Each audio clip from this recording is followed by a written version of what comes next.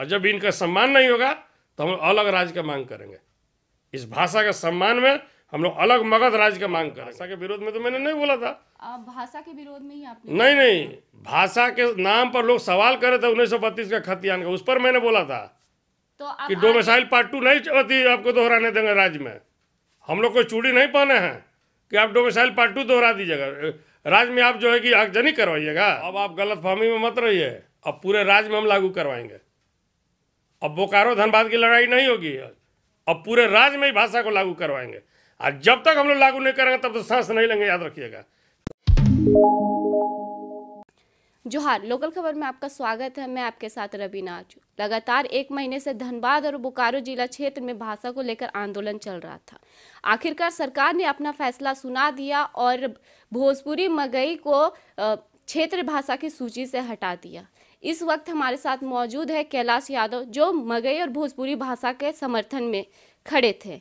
आइए उनसे बातचीत करते हैं। कैलाश यादव जी, पहले तो आपका बहुत बहुत स्वागत है हमारे चैनल पे। धन्यवाद। सरकार के इस फैसले से आपकी पहली प्रतिक्रिया क्या है? इस सरकार के इस फैसले से मैं सरकार के फैसले का कड़ी निंदा करता हूँ और ये राज्य विरोधी है, जन विरोधी है। ये फैसला से काफ़ी लोग जो है कि आहत हुए हैं, क्योंकि सरकार ने जो फैसला लिया वो असंवैधानिक है, ये संविधान के खिलाफ है। जब कोई भी विषय को कानूनी रूप मिल जाता है और उस कानूनी रूप को सरकार जो है कि हटा नहीं सकती है, और संविधान जो सम्मत नहीं है, क्योंकि इन्होंने भाषा को अगर कानून सम्मत हटाया है तो इसको जोड़ा कैसे था।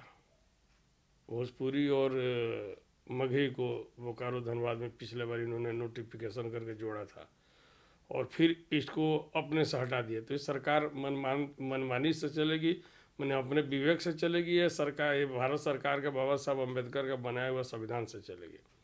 तो देश कॉन्स्टिट्यूशन से चलता है, प्रियम्बल से चलता है, लेकिन सरकार उसको ताक पर रखे और कुछ लोगों के दबाव में इस चीज़ को हटा दिया। मैं किसी लोग का विरोध नहीं करता हूँ।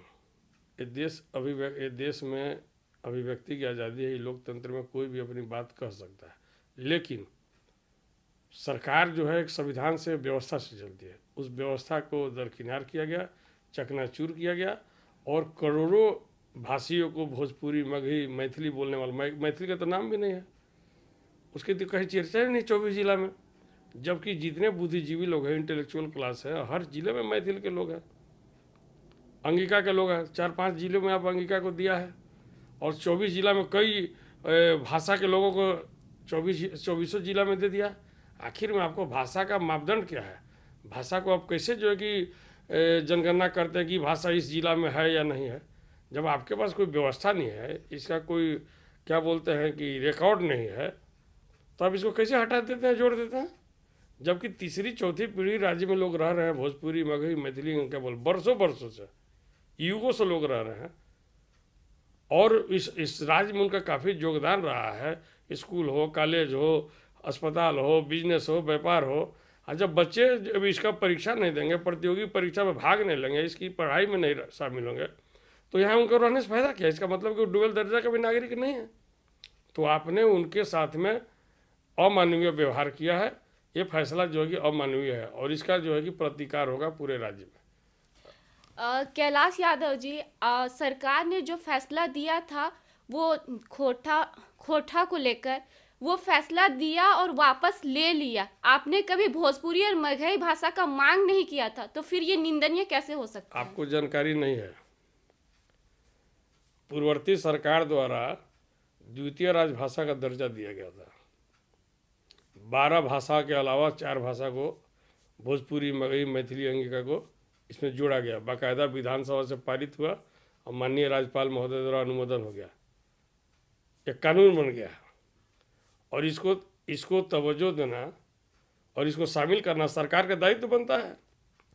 तो जो भाषा कानूनी रूप ले लिया, जिसको संविधान ने मान्यता दे दिया, आप उसको मक्खी की तरह निकाल के फेंक दीजिएगा। मैं ना खोरठा का विरोधी हूँ और ना मैं जो है कि हो का विरोधी हूँ और ना मैं खड़िया मुंडारी का विरोधी हूँ। मैं किसी भाषा का विरोधी नहीं हूँ। और ना मैं पंचपरगनिया का हूँ और ना नागपुरी का हूँ। लेकिन राज्य को भाषा से चलाइएगा क्या? हिंदी भाषी राज्य है, 60% हिंदी बोलने वाले लोग हैं, 10% उर्दू बोलने वाले लोग हैं। हिंदी को कहीं आपने जोड़ा है क्या? हिंदी राष्ट्रभाषा है, उसका सम्मान राज्य में हो रहा है? कौन से जिलों में, क्षेत्रों में जो है कि इसकी पढ़ाई होती, मैंने इसकी परीक्षाएं हो रही है, शामिल किए हैं जेपीएससी में, जेएससी में, नाटक बना कर रख दिए हैं। और भाषा के नाम पर राज्य चलेगा? भाई भाई को बांटिएगा। आपने विचारधारा को तार तार कर दिया, समाज तोड़ने वाला आप निर्णय लिए हैं और समाज जन विरोधी आप काम कर रहे हैं। आप सरकार में रहने लायक नहीं है। सरकार आपको इसलिए नहीं, तो आप क्या कीजिएगा? आप सरकार गिराइएगा? हम सरकार नहीं गिराएंगे, जनता जनार्दन है राज्य की, जिन्होंने बैठाया वो अपना हिसाब लेगी इनसे। भोजपुरी और मगही भाषा के समर्थन में 50 से 100 लोग थे, लेकिन खोटा भाषा के सपोर्ट में लाखों लोग सड़कों पर उतरे थे। तो क्या आप जनभावना का सम्मान नहीं करेंगे? आपको पता नहीं है, 100 और 50 लोग नहीं थे और विरोध करने के लिए नहीं खड़ा हुए थे, जनाक्रोश को रोकने के लिए खड़ा हुए थे। हमारी कोई लड़ाई नहीं थी, हम तो शिक्षा मंत्री के सवाल का जवाब दे रहे थे। ये तो सरकार द्वारा प्रायोजित मामला था, भाषा का विवाद। सरकार ने इसको प्रायोजित ढंग से लाया और सरकार ने ही हटा दिया। सरकार के विधायक मंत्री विरोध किया और सरकार के मंत्री विधायक के आड़ में कुछ संगठन विरोध किया और प्रोपगंडा बना दिया गया कि लाखों, 2 लाख, 5 लाख, 10 लाख लोग सड़क पर उतर गए। कहाँ उतर गए? अब भरवे हथियार लेकर उतर रहे। सरकार कानूनी कार्रवाई नहीं कर रही है, यही सरकार है। एक पूर्व मंत्री को जो है कि जो विधायक एमपी सांसद भी रहे हैं, सांसद भी रहे हैं और 2 बार भारतीय जनता पार्टी के प्रदेश अध्यक्ष रहे हैं, 2 बार मंत्री रहे हैं इस राज्य में। उनको आप भरवे हथियार से दौड़ा कर उनके गाड़ी के शीशे तोड़ दिएगा, उनकी जान मारने के लिए तैयार हो गए। आप क्या कार्रवाई किए बताइए? आप बोडोलैंड बनाना चाहते हैं, भाषा के नाम पर राज्य को बंटवारा कीजिएगा, समाज तोड़िएगा, भाईचारे आपसे बिगाड़िएगा, अमन चैन शांति नहीं रहने दीजिएगा। क्या चाहते हैं आप? क्यों हटा दिए?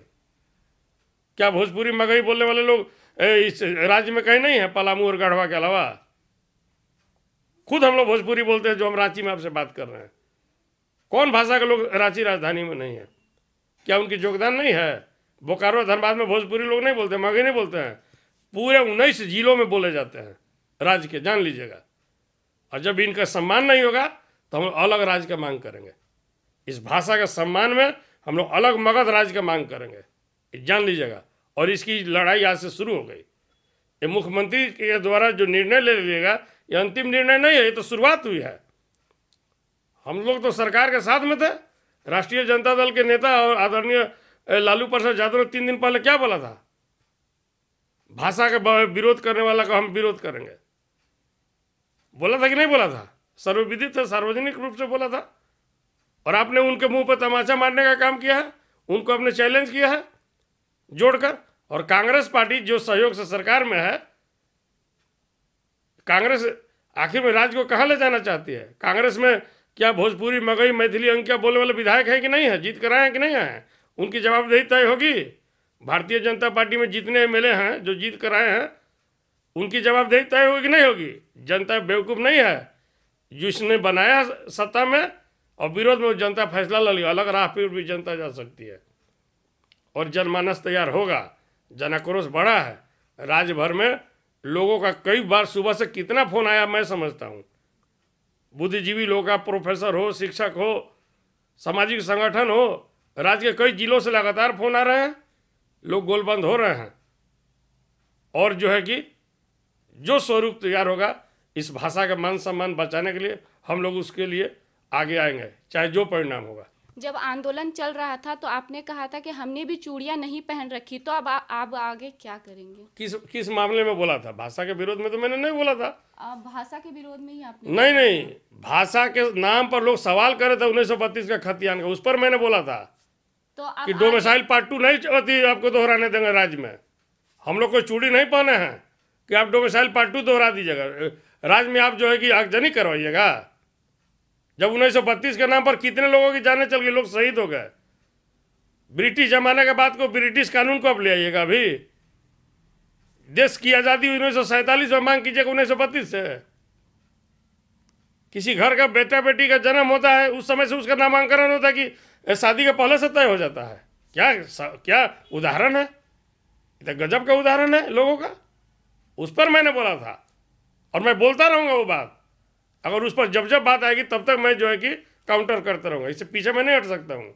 सरकार फैसला सुनाते हैं फिर वापस ले लेते हैं, इससे सरकार की मंशा क्या लगता है? इस सरकार की इच्छा शक्ति एकदम मरी हुई है, एकदम कमजोर सरकार है, अनुभवहीन सरकार है।